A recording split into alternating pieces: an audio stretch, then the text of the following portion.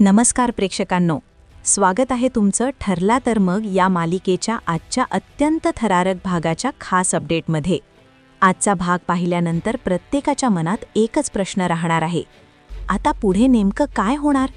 आजच्या भागाची सुरुवात होते एका धक्कादायक दृश्याने.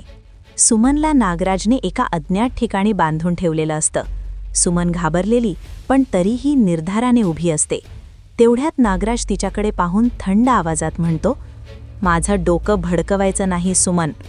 सुमन म्हणते, मला मारायचं असेल तर मार, पण लक्षात ठेव, मी जिवंत असेपर्यंत तुमचं सगळं सत्य जगाला ओरडून सांगेन.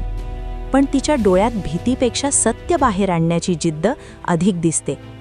यानंतर दृश्य बदलतं. नागराज आणि प्रिया यांची बाहेर एक गुप्त भेट होते.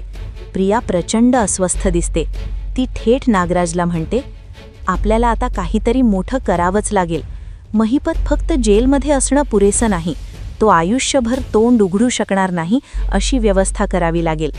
प्रियाच्या या शब्दांत भीती कमी आणि कटकारस्थान जास्त असतं. प्रिया बोलत असतानाच नागराज शांतपणे तिच्याकडे पाहतो आणि खूप अर्थपूर्ण शब्दात म्हणतो, आपल्याकडे अजून एकच हुकुमाचा पत्ता आहे आणि तोच आता वापरावा लागेल. हे ऐकताच प्रिया अवाक होते. प्रेक्षकांच्या मनात लगेच प्रश्न निर्माण होतो. अर्जुन अजूनही शांत बसलेला नाही. तो पुन्हा एकदा महिपतला भेटायला जातो. यावेळी अर्जुनचा आवाज अधिक ठाम असतो.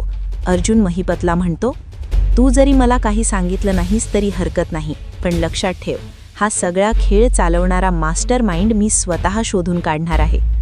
अर्जुनच्या डोळ्यात आत्मविश्वास आणि सूडाची आग दोन्ही स्पष्ट दिसते.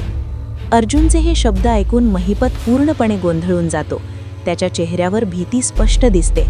तो मनातल्या मनात विचार करू लागतो, सत्य बाहेर आलं तर नेमकं कोण अडचणीत येणार?